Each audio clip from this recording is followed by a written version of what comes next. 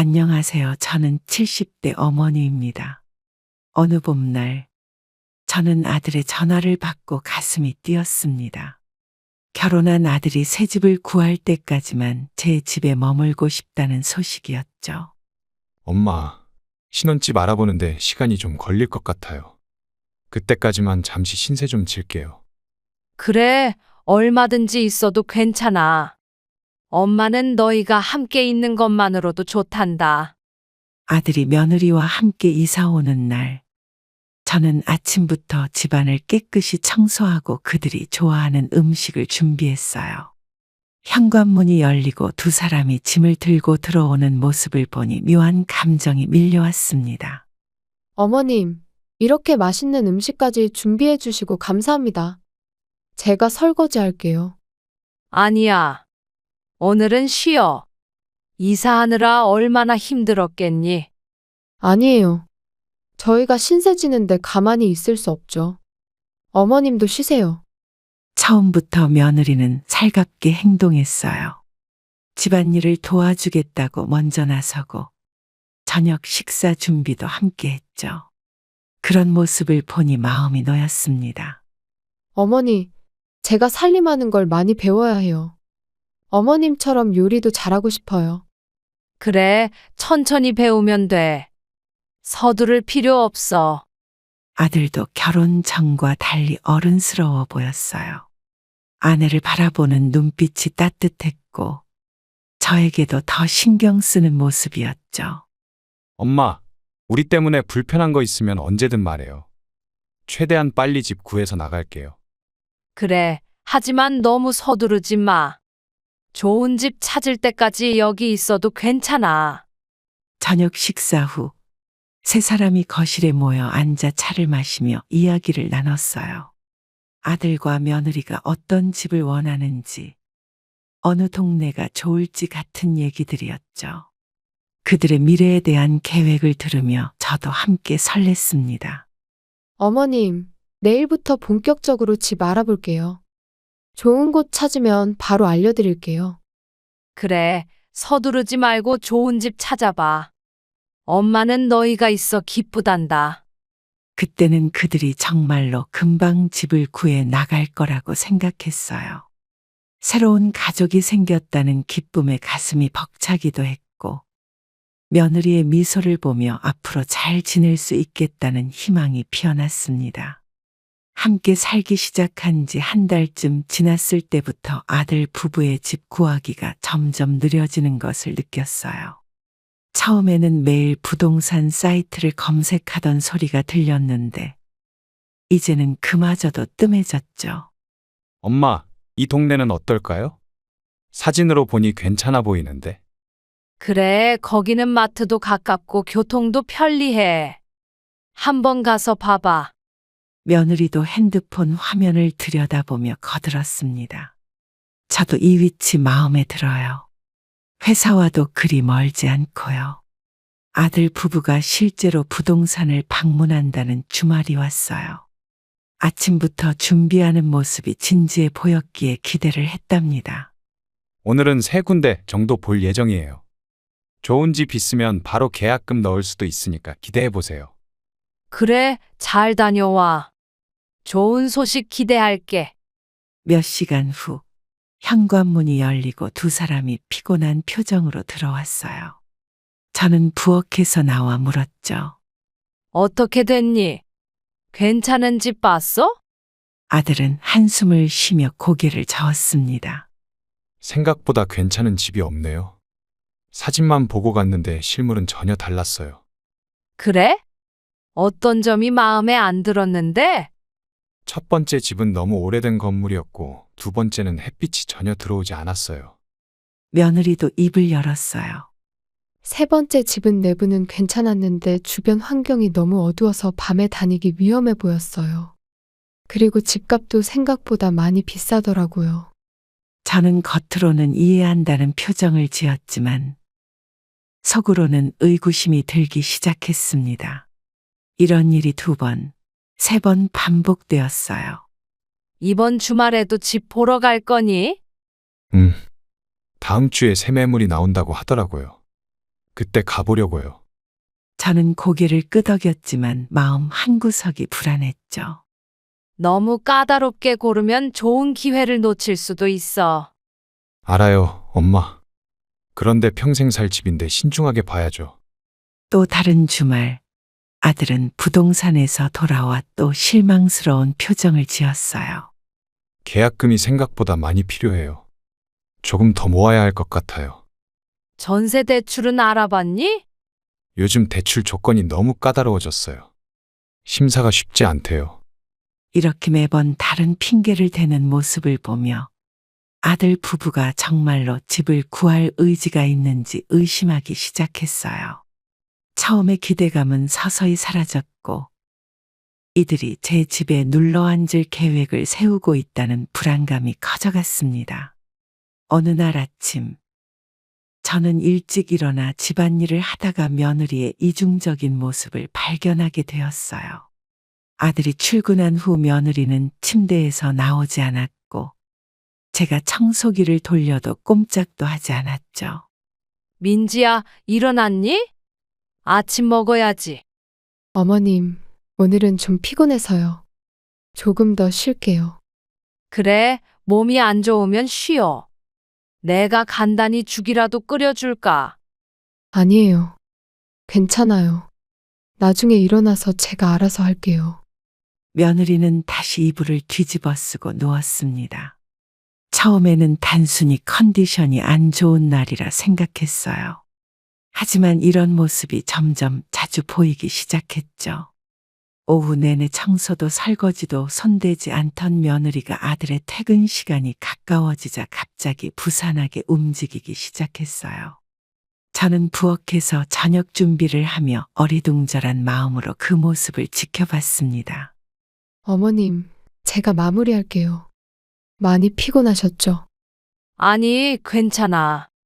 네가 아침부터 쉬었으니 피곤할 일이 없지. 저의 날카로운 대답에 며느리는 잠시 당황한 듯 했으나 곧 청소기를 돌리고 식탁을 닦기 시작했어요. 현관문 소리가 나자 더욱 부지런히 움직였죠. 여보, 오늘 힘들었죠? 저녁 준비 다 됐어요. 오늘 회의가 길어서 지쳤네. 뭐 도와줄까? 아니에요. 다 됐어요. 어머님이랑 제가 준비했으니 손 씻고 오세요. 저는 잠자코 그 모습을 지켜보며 이중적인 태도가 의도적임을 확신했습니다. 다음 날도 비슷한 패턴이 반복됐어요. 아들이 출근하자마자 며느리는 거실 소파에 누워 휴대폰만 들여다봤죠. 민지야, 오늘도 안 좋니? 네. 어제 좀 무리했나 봐요. 머리가 아파서요. 그래? 어제 네가 무슨 일을 그렇게 했는데? 제 질문에 며느리는 대답 대신 미소만 지었어요. 점심시간이 되어도 움직임이 없길래 제가 직접 물었습니다. 점심은 어떻게 할래? 내가 준비할까? 괜찮아요. 제가 간단히 먹을게요. 하지만 결국 제가 차린 밥상을 대충 먹더니 다시 소파로 돌아갔어요. 그러다 오후 5시쯤 아들의 퇴근 시간이 가까워지자 갑자기 기지개를 켜며 일어났습니다. 어머님, 제가 저녁 준비할게요. 오늘은 제가 특별히 요리해 볼게요. 그래? 아침부터 아프다더니 갑자기 좋아졌네? 며느리는 어색한 웃음을 지으며 부엌으로 향했어요.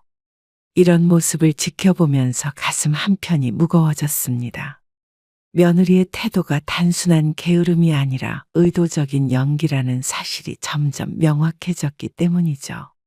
며느리의 이중적인 태도도 불편했지만 더 견디기 힘들었던 것은 아들 부부의 과도한 애정 표현이었어요. 어느 저녁, 제가 거실에서 TV를 보고 있는데 소파에 앉은 두 사람의 모습이 눈에 들어왔습니다. 여보, 오늘 머리 자른 거 알아챘어. 어때? 더 예뻐졌어. 항상 예쁘지만 오늘은 특별히 더 예쁜 것 같아. 아들이 며느리의 머리카락을 쓰다듬더니 갑자기 입을 맞추는 거예요. 저는 민망해서 시선을 TV로 돌렸죠. 우리 자기는 뭘 해도 예뻐. 나 정말 복 받았다. 여보, 진짜 오글거리게 왜 이래? 어머님도 계시는데. 대화는 그렇게 끝났지만 둘은 계속 손을 잡고 서로에게 기대며 앉아 있었습니다. 신혼부부라 그럴 수 있다고 생각했지만 이런 상황이 매일 반복되니 불편함이 커졌어요.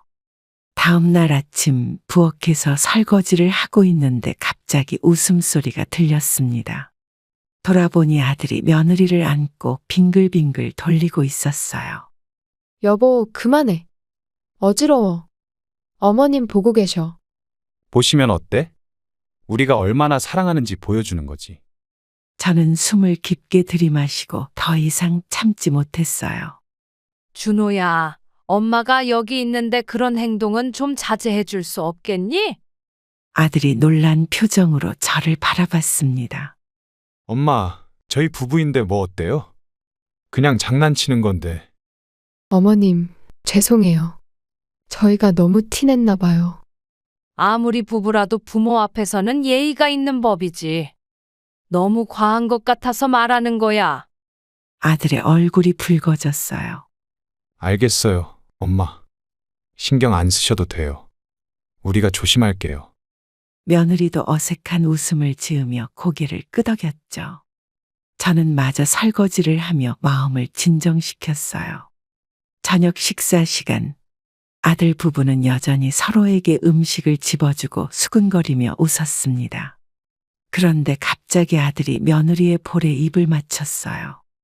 아들아, 아까 뭐라고 했는데 또 그러니? 죄송해요, 엄마. 습관이 돼서. 앞으로 조심할게요. 정말 답답하구나. 내가 함께 살기로 했을 때 이런 상황까지 감수해야 할 줄은 몰랐어. 식사는 어색한 침묵 속에서 끝났습니다. 방으로 들어가기 전 아들이 제게 다가왔어요. 엄마, 진짜 죄송해요. 저희가 좀 과했던 것 같아요. 그런데 엄마, 저희는 사랑하는 사이잖아요. 가끔은 이해해 주세요. 사랑하는 건 좋지만 때와 장소를 가려야지. 너희끼리 있을 때 얼마든지 그러는 건 상관없어. 하지만 엄마 앞에서는 좀 자제해. 아들은 이해한다며 고개를 끄덕였지만 그 뒤로도 둘의 애정 표현은 좀처럼 수그러들지 않았습니다. 저는 점점 내 집에서 불청객이 된 기분이 들기 시작했어요. 아들 부부가 과도한 애정 표현을 하는 것도 불편했지만 더 심각한 문제는 식사 시간에 나타났어요. 어느 저녁, 저는 오랜 시간 정성껏 찌개와 반찬을 준비하고 식탁에 앉아 두 사람을 기다렸습니다. 준호야, 민지야, 밥 먹자. 다 차렸어. 엄마, 저희 오늘은 방에서 먹을게요. 좀 피곤해서. 아들의 목소리가 방에서 들려왔어요. 저는 순간 당혹스러웠지만 참았습니다. 그래? 잠깐 나와서 가져가기라도 하렴. 찌개 끓여놨는데. 아, 저희 배달시켰어요. 엄마 많이 드세요. 저는 혼자 차려진 식탁에 앉아 밥을 먹었습니다. 식사 중에 들리는 배달 음식 포장 뜯는 소리와 웃음소리가 더 서글프게 느껴졌죠. 다음 날도 비슷한 상황이 반복됐어요. 점심을 준비하며 아들 부부에게 물었습니다. 오늘 점심은 같이 먹을 거지? 저희 방에서 간단히 먹을게요. 일이 좀 밀려서요. 이틀, 사흘, 같은 상황이 계속되자 참을 수 없었어요. 저녁을 준비하고 직접 아들 방문을 두드렸습니다. 왜 이렇게 자주 따로 먹니? 내가 차려주는 밥이 입에 안 맞아? 아들은 당황한 표정으로 대답했어요. 아니에요, 엄마. 그냥 요즘 피곤해서. 피곤하면 더 잘 챙겨 먹어야지. 가족이 함께 식사하는 건 중요한 일이야. 알겠어요. 내일부터는 같이 먹을게요. 다음 날 아들 부부는 마지못해 식탁에 앉았습니다. 하지만 대화도 없이 서둘러 밥만 몇 숟가락 뜨더니 금세 그릇을 내려놓았어요. 벌써 다 먹은 거니? 반찬도 안 먹었잖아. 배가 별로 안 고파요. 그리고 이따 회사 동료들이랑 약속이 있어서. 며느리도 고개를 끄덕이며 말했습니다. 저도 이만 일어날게요. 소화가 잘 안 돼서. 두 사람이 방으로 들어간 후 저는 거의 손도 대지 않은 반찬들을 보며 한숨을 쉬었어요. 얼마 후 아들의 방에서 또다시 배달 음식 주문하는 소리가 들리더군요. 일주일 후 저는 특별히 두 사람이 좋아하는 음식으로 식탁을 차렸습니다. 삼겹살도 구워놓고 아들이 좋아하는 된장찌개도 끓였죠. 준호야, 민지야. 너희가 좋아하는 거 다 했으니 같이 먹자. 두 사람은 마지못해 나왔지만 여전히 밥을 몇 숟가락 뜨고는 서둘러 자리를 떠났어요. 정말 이해가 안 되는구나. 내가 이렇게 정성껏 준비했는데 왜 함께 식사하기가 그렇게 어려운 거니? 엄마, 저희 스타일이 달라서 그래요. 요즘 젊은 사람들은 다 각자 먹어요. 그게 무슨 말이니? 가족이 밥상에서 하루를 나누는 건 어느 세대나 중요한 일이야. 저는 결국 참지 못하고 화를 냈습니다. 아들 부부는 어색한 표정으로 자리를 피했고 저는 홀로 남아 차가워진 음식을 정리했어요. 식사 시간마저 함께하지 못하는 이 상황이 우리 가족의 단절을 더욱 실감나게 했습니다. 여러 문제가 쌓이다 보니 결국 저는 아들 부부와 진지한 대화를 나눠야겠다고 결심했어요. 일요일 아침 두 사람이 늦잠을 자고 있을 때 문을 두드렸습니다. 준호야, 민지야, 일어났니? 얘기할 게 있어서 그러는데 거실로 좀 나와 줄래? 엄마, 일요일인데 좀 더 자면 안 돼요? 중요한 얘기가 있어. 30분 후에 거실에서 보자. 제가 차린 아침 식탁에 아들 부부가 마지못해 나타났어요. 눈꺼풀이 무거워 보였지만 제 표정이 심각한 걸 알아차리고는 자리에 앉았습니다. 무슨 일 있으세요, 어머님? 솔직히 이야기하고 싶은 게 있어. 너희가 여기 산 지도 벌써 6개월이 넘었는데 집 구하는 건 어떻게 됐니? 아들이 며느리와 눈을 마주치더니 어색하게 웃었어요. 아직 맘에 드는 곳을 못 찾았어요. 부동산 시장이 너무 안 좋아서. 그리고 민지야, 네가 아들 앞에서만 부지런한 것도 눈에 보여. 아들이 출근하면 하루 종일 쉬다가 퇴근할 때만 부산하게 움직이잖아. 며느리의 얼굴이 붉어졌습니다.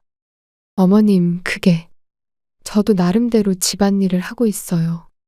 그리고 식사 시간에 함께 밥을 먹지 않는 것, 그리고 내 앞에서 지나친 애정 표현을 하는 것까지. 이건 단순한 실수가 아니라 존중의 문제라고 생각해. 아들이 말을 가로막았어요. 엄마, 저희가 뭐 잘못한 게 있다면 미안해요. 하지만 너무 사소한 것들 아닌가요? 사소해? 내가 너희를 위해 밥을 차려도 먹지 않고 집을 구하겠다더니 구하지도 않고 이게 사소한 문제니? 며느리가 조심스럽게 입을 열었습니다. 저희가 불편하게 해드린 것 같아 죄송해요. 앞으로는 더 신경 쓸게요. 말로만 하지 말고 행동으로 보여줘. 그리고 집 구하는 것도 진지하게 생각해봐.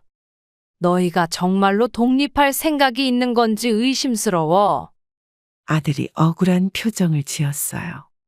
엄마, 저희도 독립하고 싶어요. 하지만 요즘 집값이 너무 비싸서. 그럼 좀 작은 집이라도 구해. 너희가 원하는 조건만 찾다 보면 평생 여기 살게 될 거야. 대화는 서로의 약속으로 끝났지만 저는 그들의 진심을 믿기 어려웠습니다.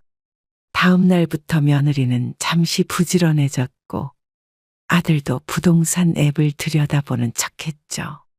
식사도 가끔은 함께했지만 오래가지 않았어요. 민지야, 어제 약속한 거 벌써 잊은 거니? 또 방에서 배달시켜 먹고 있네. 죄송해요, 어머님. 오늘은 진짜 피곤해서. 준호야, 네가 집 보러 가기로 한 거 어떻게 된 거야? 이번 주말에 꼭 갈게요. 엄마, 약속할게요. 하지만 주말이 되면 또 다른 핑계가 나왔습니다. 저는 이런 반복되는 패턴을 보며 점점 지쳐갔어요. 대화로 해결하려 했지만 실질적인 변화는 없었기 때문이죠. 아들과의 대화로도 상황이 나아지지 않던 어느 날, 며느리가 갑자기 큰 소식을 가지고 왔어요. 저는 TV를 보고 있었는데 두 사람이 들뜬 표정으로 제 앞에 앉았습니다. 어머님, 좋은 소식이 있어요. 무슨 일이니? 드디어 집 구했어? 아들이 웃으며 고개를 저었어요. 아니요, 그것보다 더 중요한 일이에요. 민지가 임신했어요. 순간 모든 불만이 사라지는 기분이었습니다. 손자라니. 제 얼굴에 미소가 번졌어요. 정말 축하한다. 언제 알게 된 거니? 며느리가 행복한 얼굴로 대답했습니다. 오늘 병원에서 확인받았어요. 6주 정도 됐대요. 저는 오랜만에 진심으로 기뻤어요. 모든 갈등을 잊고 며느리의 손을 잡았죠. 민지야, 정말 기쁜 소식이구나. 건강 잘 챙기렴. 이제부터 뭘 먹어야 할지 내가 도와줄게. 감사해요, 어머님. 걱정했는데 좋아해 주셔서 다행이에요. 아들도 얼굴에 웃음을 가득 담고 있었어요. 엄마, 저 아빠 되는 거예요. 실감이 안 나요. 준호야, 정말 축하해. 네가 아빠가 된다니. 이제 더 책임감 있게 살아야겠구나. 며칠 동안 집안 분위기는 완전히 달라졌습니다.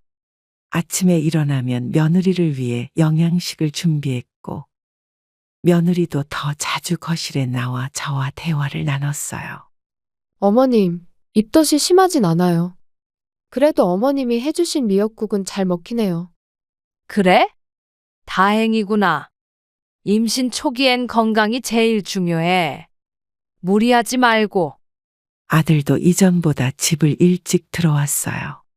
엄마, 오늘은 일찍 퇴근했어요. 민지 병원 데려가려고요. 그래, 잘했어. 병원에서 뭐라고 하는지 잘 듣고 와. 손자를 기대하며 저는 과거의 모든 불만을 내려놓았습니다. 아들 부부의 방에 들어가 함께 아기 용품을 찾아보기도 했고, 온라인으로 베네쩌고리를 주문하기도 했죠. 어머님, 저희 아직 독립 못했는데 아기가 태어나면 더 복잡해질 것 같아요. 괜찮아, 민지야. 아기가 태어나면 내가 많이 도울게. 새 집 구하는 건 천천히 생각해도 돼. 아들이 안도한 표정으로 말했어요. 엄마, 정말 감사해요. 저희도 빨리 독립하고 싶었는데. 아기 소식에 모든 계획이 바뀌었네요. 이제 아기가 우선이야. 걱정 말고 민지 건강부터 챙기렴. 물론 집이 좁아지고 더 복잡해질 거라는 걱정도 있었지만, 손자를 만난다는 기쁨이 더 컸습니다. 모든 갈등이 해소된 것 같았어요. 그때만큼은 정말로 그랬습니다. 손자 민우가 태어난 지 6개월이 지났을 무렵, 저는 손자를 돌보는 일이 점점 부담으로 다가오기 시작했어요. 아들 부부는 제가 손자를 돌봐줄 것이라고 당연하게 생각하는 듯 했습니다. 어머님, 저희 오늘 영화 보러 가도 될까요? 민우 좀 봐주세요. 오늘은 좀 피곤한데 다음에 가면 안 될까? 며느리는 실망한 표정을 지었어요. 어머니, 저희가 결혼 후에 한 번도 데이트를 제대로 못했어요. 딱 2시간만요. 알았어. 그럼 일찍 들어오렴. 영화 2시간이 4시간이 되고 종종 5시간까지 늘어났습니다. 아이가 보채도 손자를 달래며 기다렸죠. 그런 일이 점점 잦아졌어요. 어느 토요일 아침, 아들 부부가 또 외출 준비를 하는 모습을 보고 물었습니다. 오늘은 어디 가니? 친구들이랑 놀러 가요. 내일 저녁에 돌아올게요. 뭐라고? 하루 종일이라고? 며칠 전에도 외출했잖아. 아들이 태연하게 대답했어요. 엄마, 민우는 엄마랑 있는 거 좋아하잖아요. 할머니 손주 사이니까 당연한 거 아니에요? 당연하다고? 내가 손자를 사랑하는 건 맞지만 매번 이렇게 맡기면 나도 힘들어. 나도 내 시간이 필요해. 며느리가 아이를 저에게 안기며 달랬습니다. 어머님, 제발요. 저희도 잠깐 쉬어야 육아를 더 잘할 수 있어요. 저는 한숨을 쉬며 아이를 받아들었죠. 알았다. 하지만 이번이 마지막이야. 앞으로는 미리 계획을 세워서 말해줘. 이틀 후 또다시 같은 상황이 펼쳐졌습니다. 아침부터 며느리가 가방을 싸는 소리가 들렸어요. 민지야, 또 어디 가려고? 친정에 잠깐 다녀올게요. 부모님이 민우 보고 싶어 하셔서요. 그럼 민우도 데려가면 되잖아. 차 타면 민우가 계속 울어서요. 어머님이 봐주시면 안 될까요? 더 이상 참을 수 없었어요. 이제 그만. 너희 둘 다 부모라면 책임감을 가져야지. 내가 24시간 보모인 줄 아니? 아들이 황급히 나타났습니다. 엄마, 왜 그렇게 화를 내세요? 잠깐 맡기는 건데. 잠깐. 이번 주에만 벌써 3번째야. 내가 손자를 사랑하는 마음을 이용하는 거 아니니? 며느리가 표정을 굳히며 말했어요. 저희가 부탁드릴 사람이 어머님밖에 없잖아요. 그리고 아이 봐주는 게 할머니 역할 아닌가요? 할머니 역할. 양육은 부모의 책임이야? 내가 도울 순 있어도 이렇게 당연하게 생각하는 건 문제가 있어. 결국 그날은 아들 부부의 외출이 취소됐지만 저는 그들의 태도에 깊은 실망을 느꼈어요. 손자를 사랑하는 마음으로 기꺼이 돌봐주고 싶었지만 이용당하는 느낌은 참을 수 없었습니다. 손자 돌봄 문제도 골치였지만 경제적 부담도 점점 커져갔어요. 우편함에서 관리비 고지서를 꺼내보고 저는 깜짝 놀랐습니다. 전기요금이 2배 가까이 올라 있었죠. 준호야, 이번 달 전기요금이 너무 많이 나왔는데 많이요? 얼마나 나왔어요? 지난달보다 거의 2배가 더 나왔어. 이제 너희도 관리비를 분담해야 할 것 같다. 아들은 고지서를 힐끔 보더니 표정이 굳었어요. 엄마, 요즘 저희도 돈이 많이 빠듯해요.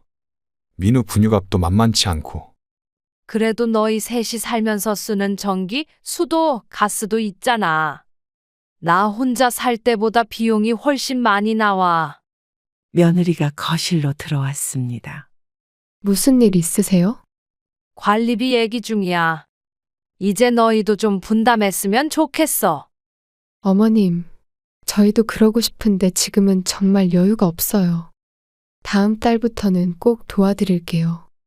저는 한숨을 쉬었지만 그들의 상황도 이해하려 노력했어요.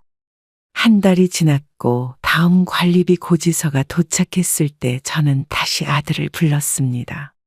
준호야, 이번 달 관리비 분담 얘기했던 거 기억하지? 아, 맞다. 죄송해요, 엄마. 이번 달은 민우 병원비가 갑자기 나와서. 또 미루는 거니? 지난번에도 약속했잖아. 진짜 상황이 좋지 않아요. 다음 달에는 꼭 드릴게요. 며느리도 거들었어요. 어머님, 정말 죄송해요. 저희도 지금 빠듯해서 그래요. 제 인내심은 한계에 다다랐습니다. 매번 다음 달, 다음 달. 이게 벌써 3번째야. 내가 매달 얼마씩 내는지 니들이 알아? 너희가 셋이나 더 살면서 한 푼도 안 내는 게 말이 되니? 엄마, 그렇게 말씀하시면 저희도 속상해요. 정말 노력하고 있어요. 노력? 내가 보기엔 전혀 노력하는 것 같지 않은데. 매달 핑계만 달라지지 결과는 똑같잖아. 아들이 뒤로 물러서며 말했어요. 그럼 저희 보고 어떻게 하라는 거예요? 돈이 없는데 어떻게 내요?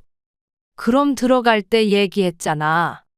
집 구할 때까지만 잠시 있겠다고. 벌써 1년 넘게 지났는데 뭐가 잠시니? 독립할 계획도 없으면서 관리비 내기는 왜 그렇게 어려운데? 며느리의 얼굴이 붉어졌어요. 저희도 빨리 독립하고 싶어요. 하지만 지금은 지금은 항상 그 말뿐이야. 다음 달까지 관리비를 분담하지 않으면 나도 다른 방법을 생각해 봐야겠어.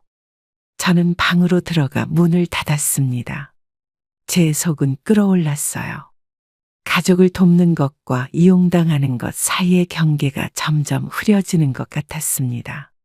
관리비 문제로 심하게 다툰 날, 저는 우연히 며느리의 SNS를 보게 되었어요. 동창회 모임 사진이 올라와 있었는데 며느리가 들고 있는 명품 가방이 눈에 띄었습니다. 준호야, 이리 좀 와봐. 네, 엄마. 무슨 일이세요? 스마트폰 화면을 보여주며 물었어요. 이게 민지가 들고 있는 가방이 무슨 브랜드니? 아들이 잠시 화면을 들여다보더니 대답했습니다. 아, 그거요? 명품이에요. 왜요? 이게 얼마 하는 가방인지 알아? 글쎄요. 민지가 오래 전부터 갖고 싶어 했던 거라서 생일 선물로 같이 사줬어요. 저는 어이가 없어서 웃음이 나왔어요. 그래? 관리비는 못 내면서 수백만 원짜리 가방은 살 수 있구나. 엄마, 그건 다른 문제잖아요. 저희도 가끔은 우리를 위해 쓸 권리가 있죠. 권리? 내 집에 무상으로 살면서 그런 소리를 하니? 매달 나한테 내야 할 관리비는 미루고 명품 가방 살 돈은 있고? 그때 방에서 며느리가 나왔어요. 무슨 일이에요? 민지야, 그 가방이 얼마니? 며느리의 얼굴이 하얗게 변했습니다. 그게 솔직히 말해봐. 얼마짜리 가방이야? 350만 원이요. 하지만 오래 모아둔 제 용돈으로 산 거예요. 제 머릿속이 하얘졌어요. 뭐? 350만 원. 그 돈이면 1년치 관리비를 내고도 남을 텐데 그런 돈이 있으면 관리비부터 내는 게 순서 아니니? 아들이 끼어들었습니다. 엄마, 우리 사생활까지 간섭하지 마세요. 저희도 어른이니까 돈 쓰는 방법은 저희가 알아서 할게요. 사생활. 내 집에 살면서 돈 안 내는 것도 사생활이니? 나를 뭘로 보는 거야? 며느리가 눈물을 글썽이며 말했어요. 어머님, 정말 죄송해요. 그건 제가 오래 모아둔 돈이라서. 그럼 관리비는 왜 안 내? 그걸로 관리비 먼저 냈어야지. 돈이 없다며? 돈이 없는 게 아니라 낼 생각이 없는 거잖아. 아들이 화를 내며 말했습니다. 엄마, 이제 그만해요. 저희도 스트레스 받아요. 매번 돈 얘기만 하시니까. 내가 원해서 하는 얘기니? 너희가 책임감 없이 행동하니까 이런 얘기가 나오는 거야.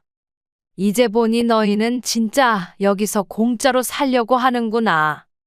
저는 방으로 들어가 문을 쾅 닫았어요. 분노와 배신감이 한꺼번에 몰려왔습니다. 아무리 가족이라도 이렇게 이용당하는 기분은 참을 수 없었어요. 관리비는 못 내면서 명품 가방을 살 수 있다니 그들의 우선순위가 어디에 있는지 분명해졌습니다. 명품 가방 사건으로 집안 분위기가 험악해진 지 얼마 지나지 않아 또 다른 폭탄과 같은 소식이 날아왔어요. 아침 식사를 준비하던 중 며느리가 창백한 얼굴로 거실에 들어왔습니다. 어머님, 잠시 이야기 좀 할 수 있을까요? 무슨 일이니? 얼굴이 안 좋아 보이네. 사실은 제가 또 임신했어요. 저는 손에 들고 있던 국자를 내려놓았어요. 놀라움과 복잡한 감정이 한꺼번에 밀려왔습니다. 뭐라고? 민우가 아직 1년도 안 됐는데? 저도 놀랐어요. 계획이 없었는데. 이때 아들이 부엌으로 들어왔죠. 엄마, 민지가 말했어요? 저희도 예상 못했어요. 그래서 앞으로 어떻게 할 생각이니? 집은 이미 좁은데 아이는 하나 더 생기고. 아들이 어깨를 으쓱했어요. 어쩔 수 없죠. 일단은 민우랑 같은 방에 있으면 되지 않을까요? 저는 한숨을 내쉬었죠. 준호야, 이렇게 계속 내 집에서 살 생각이니? 지금 상황에서는 어쩔 수 없잖아요. 아이가 둘이면 집 구하기는 더 어려워질 텐데.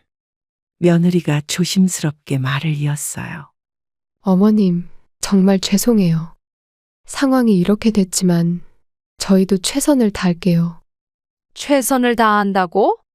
지금까지 보여준 모습으로는 그렇게 믿기 힘드네. 아들의 표정이 어두워졌습니다. 엄마, 그런 말씀 마세요. 저희도 나름대로 노력하고 있어요. 저는 마음을 가다듬으려 노력했어요. 알았어. 그런데 아이가 하나 더 생기면 이 집은 정말 비좁을 거야. 게다가 생활비도 더 들 텐데 너희는 관리비도 못 내잖아. 엄마, 제가 승진 준비 중이에요. 곧 월급이 오를 거예요. 그 말 벌써 몇 번째인지 알아? 아이가 둘이 되면 모든 부담이 2배로 늘어난다는 걸 알고는 있니? 며느리가 울먹이며 말했어요. 어머님, 저희가 정말 노력할게요. 아이를 포기할 수는 없잖아요. 그 말에 저도 마음이 약해졌습니다. 아무리 화가 나도 태어날 손자에게까지 화를 낼 수는 없었어요. 알았어. 하지만 이젠 정말 책임감을 가져. 아이가 둘이면 손이 더 많이 갈 텐데 내가 다 해줄 수는 없어. 며느리는 고개를 끄덕였죠. 네, 어머님. 이번에는 제가 더 열심히 할게요. 아들도 안심한 표정으로 말했습니다. 고마워요, 엄마. 저희도 빨리 독립하는 방법을 진지하게 알아볼게요. 마음속으로는 또다시 실망감이 밀려왔지만 이미 일어난 일이었기에 받아들일 수밖에 없었어요. 그러나 집이 점점 더 좁아지고 부담은 커져가는 상황에서 이 동거 생활이 언제까지 계속될지 불안감은 더욱 커져갔습니다. 모든 불만과 걱정이 쌓여가던 어느 저녁, 아들과 며느리가 갑자기 제 방을 노크했어요. 두 사람의 표정이 이상하게 진지해 보였습니다. 엄마, 잠시 이야기 좀 할 수 있을까요? 그래, 무슨 일이니? 아들이 며느리와 눈빛을 교환하더니 조심스럽게 입을 열었어요. 엄마, 저희가 생각해 봤는데, 이제 아이도 둘이 될 거고 해서 집에 대해 좀 정리할 필요가 있을 것 같아요. 정리라니? 드디어 독립할 생각이 든 거니? 며느리가 말을 이었죠. 그게 사실은 반대로요. 어머님 나이도 있으시고 저희가 계속 여기 살고 있으니까 아들이 깊게 숨을 들이마시고 말했습니다. 엄마, 집 명의를 저희에게 넘겨주시면 어떨까요? 앞으로 저희가 더 책임지고 모실게요. 순간 귀를 의심했어요. 뭐라고? 집을 너희에게 넘기라고? 네, 어머님. 어차피 저희가 계속 살 거고 어머님도 연세가 있으시니 미리 정리해두면 나중에 편하지 않을까요? 저는 화가 치밀어 올랐어요. 내 집을 왜 너희에게 넘겨? 내가 죽기라도 한다고 생각하니? 아들이 당황한 듯 손을 저었습니다. 아니에요, 엄마. 그런 뜻이 아니라 그냥 법적으로 정리해두면 나중에 편할 것 같아서요. 법적으로 정리? 내가 살아있는데 무슨 정리야? 너희가 내 집에 눌러앉아 살면서 이제는 아예 집까지 가져가겠다는 거니? 며느리의 표정이 굳었어요. 어머님, 저희가 집을 노리는 게 아니에요. 그냥 앞으로 일이 생기기 전에 미리 정리해두면 좋을 것 같아서. 말도 안 돼. 너희가 진짜 뻔뻔하구나. 내가 너희 둘을 받아들인 것만 해도 감사해야 할 일인데 이제는 집까지 달라고? 아들이 진정시키려 했지만 소용없었죠. 엄마, 진짜 그런 의도가 아니었어요. 그냥 가족으로서 미래를 생각해서. 가족?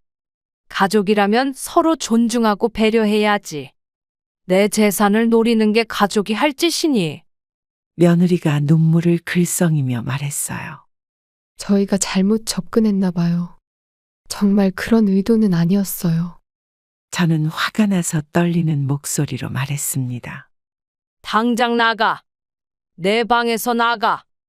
더 이상 얘기하고 싶지 않아. 두 사람이 나간 후 저는 침대에 앉아 심호흡을 했어요. 지금까지 참아왔던 모든 불만이 한꺼번에 터져 나오는 것 같았습니다. 이제 아들 부부의 진짜 의도를 알게 된 것 같아 배신감이 컸어요. 하룻밤이 지나고 저는 분노가 좀처럼 가라앉지 않았어요. 아침 식사 시간, 아들 부부는 마치 아무 일도 없었던 것처럼 행동하려 했지만 저는 참을 수 없었습니다. 어제 말한 거 정말 그런 뜻이 아니었어요, 엄마. 오해하신 것 같은데. 오해? 내가 뭘 오해했지? 너희가 내 집 명의를 달라고 한 건 사실이잖아. 며느리가 조심스럽게 말을 이었어요. 저희가 표현을 잘못했나 봐요. 어머님을 위한 마음에서 그랬던 건데. 나를 위한 마음? 내 집을 빼앗는 게 나를 위한 거라고? 그런 말도 안 되는 변명은 집어치워. 거실 분위기가 얼어붙었죠. 민우가 울기 시작했지만 아무도 신경 쓰지 않았어요. 저는 숨을 깊이 들이마시고 오랫동안 참았던 모든 감정을 쏟아냈습니다. 내가 너희에게 얼마나 관대했는지 알아? 잠시만 머물겠다더니 벌써 2년이 넘었어. 관리비 한 번 제대로 안 내고 손자 맡기는 건 당연하게 생각하고 이제는 집까지 넘기라고. 아들의 얼굴이 붉어졌어요. 엄마, 그렇게 말씀하시면 저희도 할 말이 없네요. 저희가 정말 노력했다고요. 노력? 어떤 노력? 명품 가방 살 돈은 있으면서 관리비는 못 내고 맨날 외식하면서 내가 차려준 밥은 안 먹고. 이게 네가 말하는 노력이니?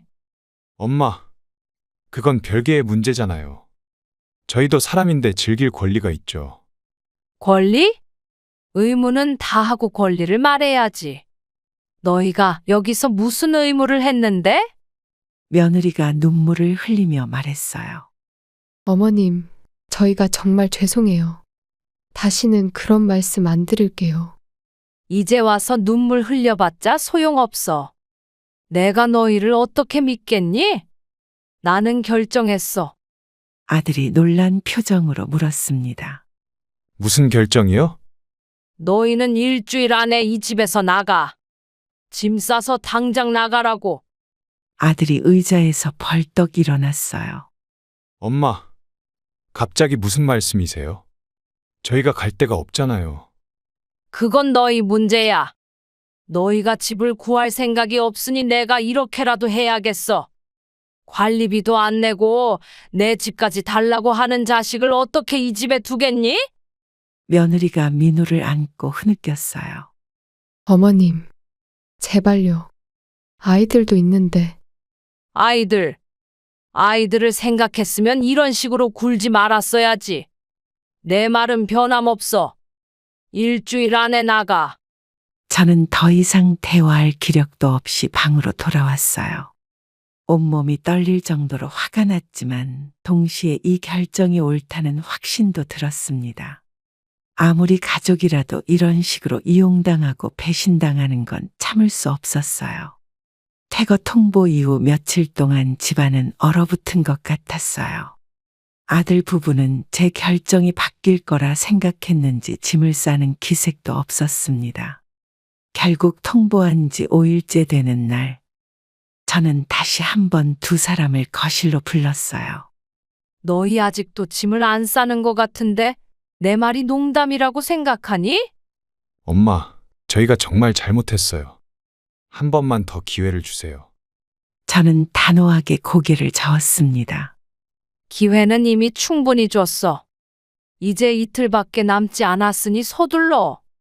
며느리가 울먹이며 말했어요. 어머님, 저희에겐 갈 곳이 없어요. 전세금도 없고 월세도 감당하기 힘들어요. 그건 내 문제가 아니야. 그동안 돈을 모아뒀어야지. 관리비도 안 내면서 무슨 말이야? 아들이 갑자기 화를 냈어요.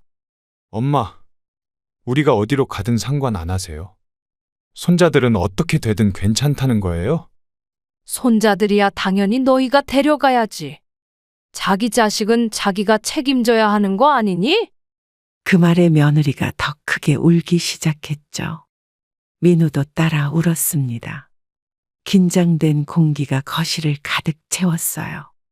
어머니, 우리 말고 손자들만이라도 생각해 주세요. 이제 겨우 1살인데. 그렇게 손자를 방패막이로 쓰지 마. 니들이 진짜 아이들을 생각했다면 이런 일이 일어나기 전에 책임감 있게 행동했어야지. 아들이 주먹을 꽉 쥐었어요. 엄마, 우리가 집을 넘겨달라고 한 건 실수였어요. 그런데 이렇게까지 하시는 건 너무하잖아요. 실수? 그냥 한두 번 한 말이 아니라 너희의 진심이었잖아. 이제 와서 발뺌하지 마. 며느리가 무릎을 꿇었습니다. 제발요, 어머님. 저희가 잘못했어요. 다시는 그런 말 안 할게요. 저는 마음이 아팠지만 결심을 꺾지 않았어요. 일어나. 그런 식으로 나를 감동시킬 수 있다고 생각하지 마. 이틀 안에 짐을 싸서 나가. 아들이 며느리를 일으켜 세우며 말했습니다. 알았어요. 엄마 뜻대로 할게요. 그런데 최소한 시간은 좀 더 주실 수 없나요? 당장 갈 곳이 없어서요. 알았어. 일주일 더 줄게. 그 안에 무조건 나가라. 아들은 화가 난 표정으로 민우를 안고 방으로 들어갔어요.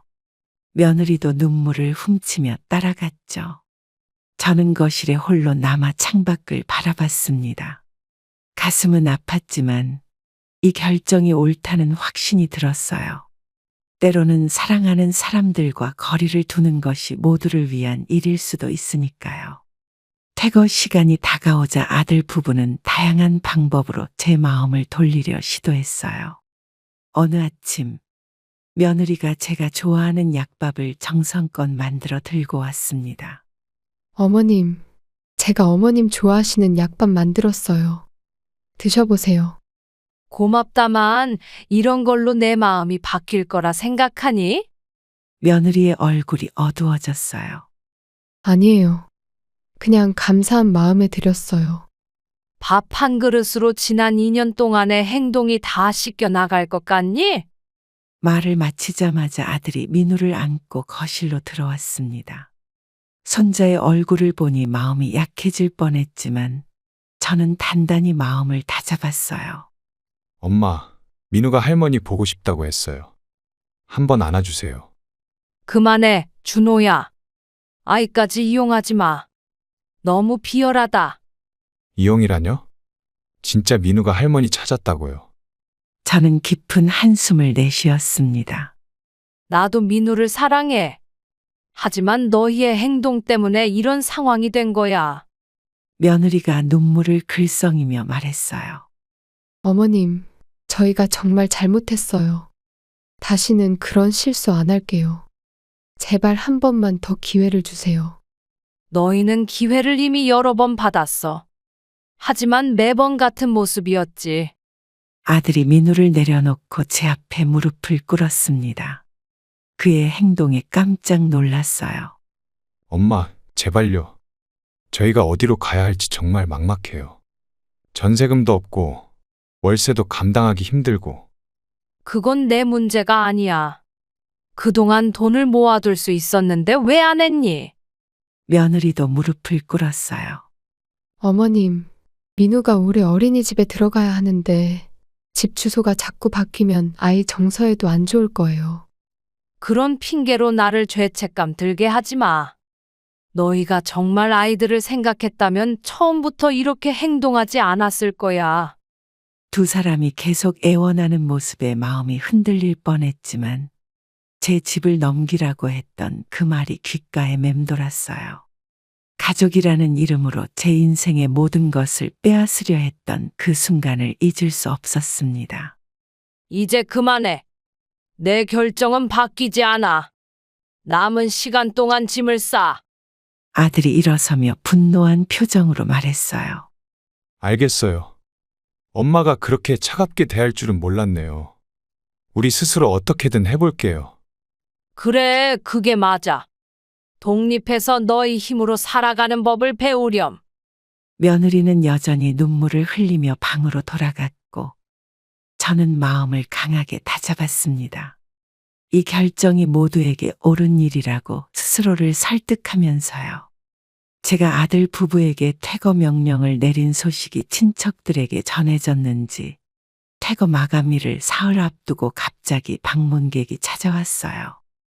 초인종 소리에 문을 열어보니 제 동생이가 서 있었습니다. 언니, 무슨 일이 있다고 들었어. 이야기 좀 할 수 있을까? 무슨 이야기? 뭐 들었는데? 거실에 앉자 동생이 조심스럽게 말을 꺼냈어요. 준호가 쫓겨난다면서? 이유가 뭐야? 쫓겨난다는 표현은 맞지 않아. 내가 내 집에서 나가라고 한 거지. 조카가 끼어들었습니다. 이모, 애들도 있는데 그렇게 하시면 어떡해요? 가족인데. 가족이니까 더 책임감 있게 행동해야지. 내 진명해 달라고 할 정도면 이미 가족으로서 선을 넘은 거야. 동생이 놀란 표정을 지었어요. 뭐라고? 진명이를 달라고 했다고? 저는 그동안 있었던 일을 간략하게 설명했죠. 관리비 미납, 손자 돌봄 부담, 두 번째 아이 임신, 그리고 마지막으로 진명의 요구까지. 언니, 그래도 쫓아내는 건 너무한 거 아닐까? 아무리 그래도 자식인데. 자식이니까 더 단호하게 해야 해. 이대로 두면 내 인생은 없어. 조카가 나서서 중재하려 했어요. 서로 오해가 있었던 것 같은데 대화로 풀어보면 어떨까요? 오해? 그들이 내 집에 눌러 앉아 살면서 내 돈, 내 시간, 내 노력을 당연하게 여긴 게 오해야? 동생이 한숨을 쉬었습니다. 그래도 너무 갑작스럽게 내쫓는 건. 아이들도 있잖아. 내가 벌써 여러 번 기회를 줬어. 그럴 때마다 약속은 지켜지지 않았고. 이때 아들이 귀가했어요. 거실에 모인 가족들을 보고 놀란 표정이었죠. 작은 엄마, 사촌 형? 무슨 일이에요? 동생이 불편한 표정으로 대답했습니다. 내가 소식 듣고 말리러 왔지. 이게 무슨 일이니? 엄마가 갑자기 나가라고 해서 저희도 당황했어요. 그냥 진명의 얘기 잠깐 꺼냈다고. 잠깐. 너희가 내 집을 넘기라고 한 게 잠깐이야? 조카가 중간에 끼어들었어요. 이모, 잠시 화를 가라앉히고 다시 한번 생각해 보세요. 법적으로 문제될 수도 있어요. 뭐? 내 집에서 나가라고 하는 게 무슨 법적 문제가 된다는 거니? 특히 어린아이가 있으면.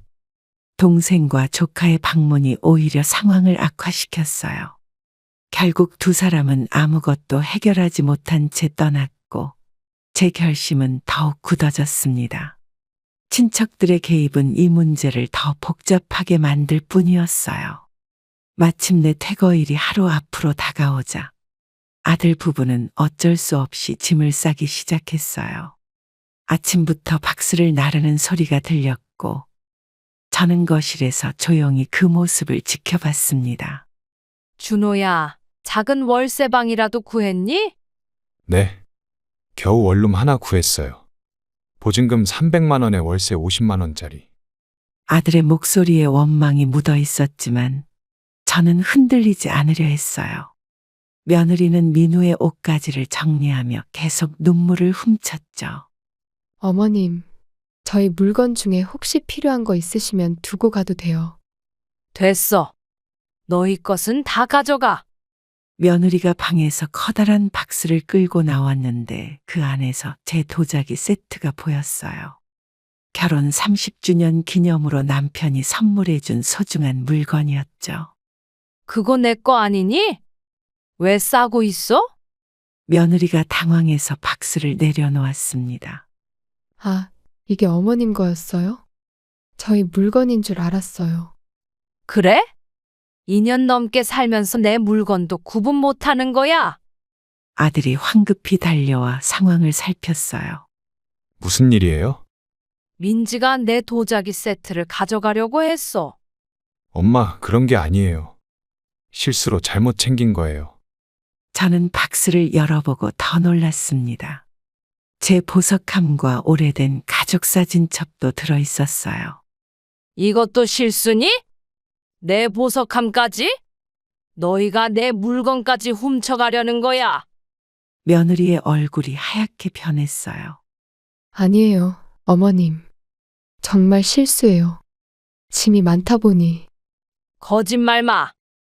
내 물건이 어떻게 실수로 너희 짐 속에 들어가? 도대체 날 뭘로 보는 거야? 아들이 끼어들었어요. 엄마, 진짜 오해예요. 저희가 왜 어머님 물건을 가져가려고 해요? 물어보고 싶은데? 집 명의도 달라고 했으니 이제는 내 물건까지 가져가려는 거지. 며느리가 울음을 터뜨렸습니다. 저는 그런 의도가 전혀 없었어요. 제가 어떻게 당장 내 방으로 가서 모든 박스 다시 확인할 거야. 또 내 물건 넣은 거 있으면 가만두지 않을 거다. 아들의 표정이 굳어졌어요. 알겠어요, 엄마. 저희가 다시 확인할게요. 하지만 정말 고의는 아니었어요. 제가 방으로 들어가 여러 박스를 확인했더니 또 다른 제 물건들이 섞여 있었습니다. 제 소중한 기념품들, 심지어 제 통장까지요. 배신감이 북받쳤지만 이제는 놀랍지도 않았어요. 이 사건으로 제 결정이 옳았다는 확신이 더욱 커졌습니다. 드디어 이사 당일이 왔어요. 아침부터 집안에는 무거운 긴장감이 감돌았습니다. 작은 트럭이 집 앞에 주차되어 있었고 아들 부부는 마지막 짐을 옮기고 있었죠. 짐은 다 챙겼니? 두고 가는 거 없도록 잘 확인해. 네, 엄마. 거의 다 실었어요. 아들의 목소리는 기운이 없었어요. 민우는 낯선 분위기에 불안했는지 계속 울음을 터뜨렸죠. 며느리는 아이를 달래며 제게 마지막 인사를 건넸습니다. 어머님, 저희 이제 출발할게요. 그동안 신세 많이 졌습니다. 그래? 잘 지내렴. 아이들 건강하게 키워. 제 말에 며느리의 눈에 눈물이 고였어요. 민우가 할머니 보고 싶어 하면 가끔 연락드려도 될까요? 그건 당연하지. 내가 화난 건 너희 때문이지. 손자 때문은 아니니까. 아들이 마지막 짐을 트럭에 싣고 돌아왔습니다. 그의 표정에는 여전히 원망이 가득했어요. 엄마, 열쇠는 여기 놓고 갈게요.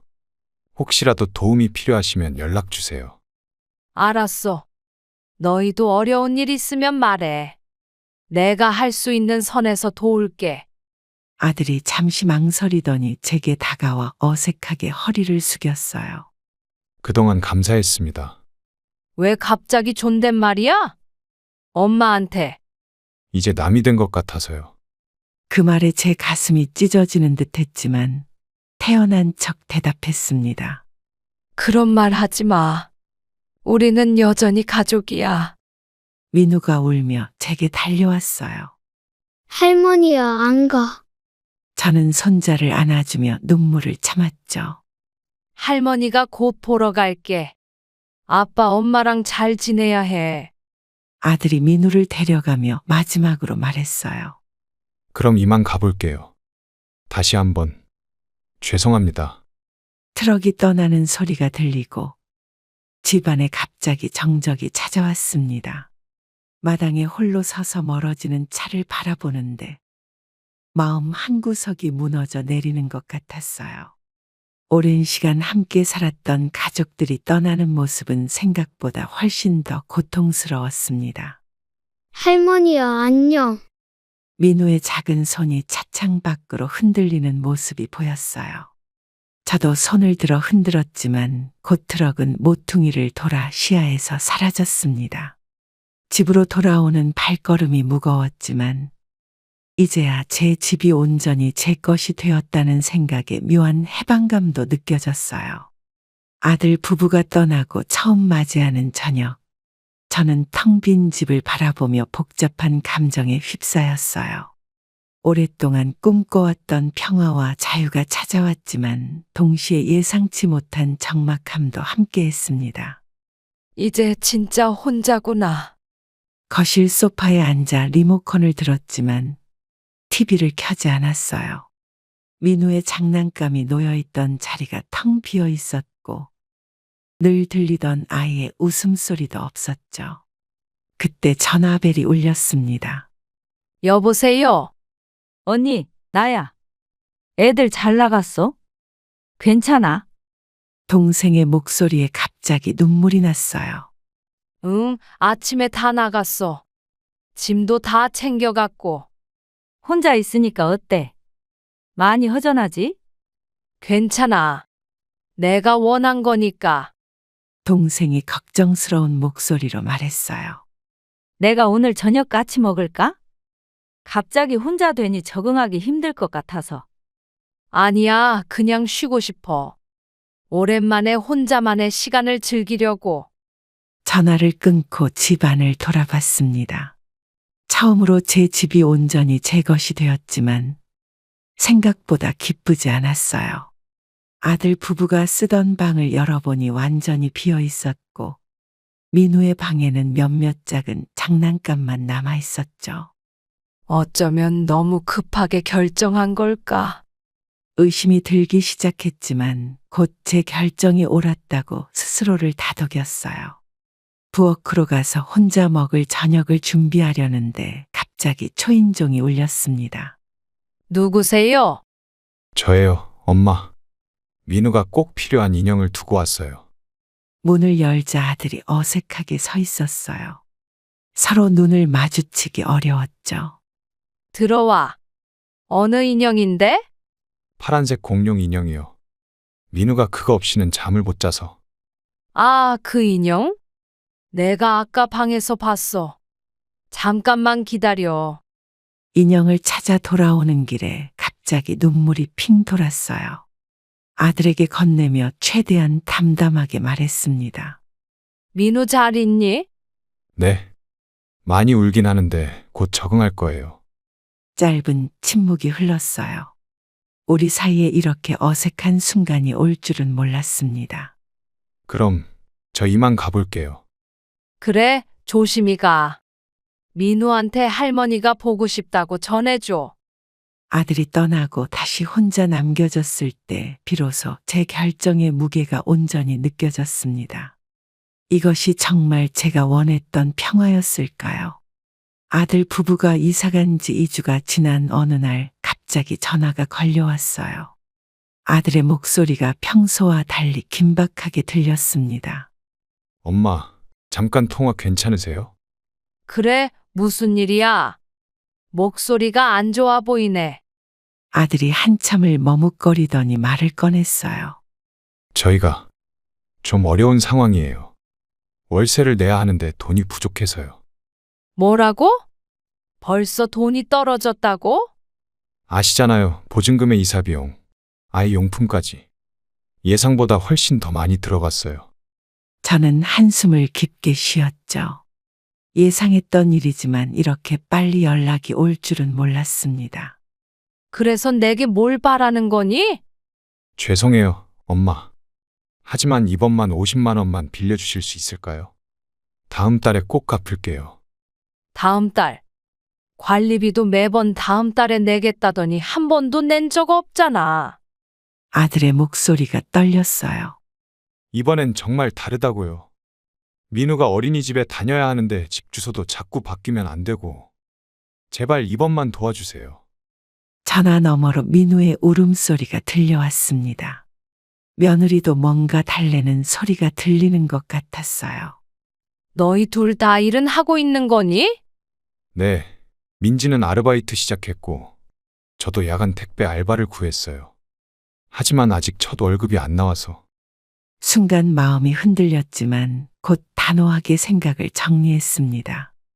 계속 도와준다면 그들은 영원히 스스로 서지 못할 거예요. 준호야, 미안하지만 도와줄 수 없어. 이제 너희 스스로 해결해야 해. 엄마, 정말 급해요. 집주인이 이번 주까지 내라고 독촉하고 있어요. 그건 너희 문제야. 내가 너희를 내보낸 이유가 바로 이거야. 스스로 살아가는 법을 배우라고. 아들이 잠시 침묵했어요. 알겠어요. 죄송합니다. 연락드리지 말았어야 했나 봐요. 화내지 마. 너희를 위한 결정이야. 계속 의존하면 평생 남의 도움 없이는 살 수 없게 돼. 전화를 끊고 나니 마음이 무거웠지만 제 결정이 옳다는 확신이 들었습니다. 어떤 부모가 자식의 어려움을 외면하고 싶겠어요. 하지만 때로는 엄격함이 진정한 사랑일 수도 있으니까요. 아들 부부가 나간 지 3개월이 지나자 저는 조금씩 새로운 일상을 찾아가기 시작했어요. 오랫동안 미뤄왔던 취미 생활을 다시 시작하고 오래된 친구들과의 만남도 늘렸습니다. 그날은 동네 문화센터에서 시작한 도자기 수업 첫날이었죠. 오랜만에 뭔가 새로운 걸 배우니까 신기하네요. 맞아요. 저도 집에만 있다가 이렇게 나오니 기분이 달라요. 저는 이제 깨달았습니다.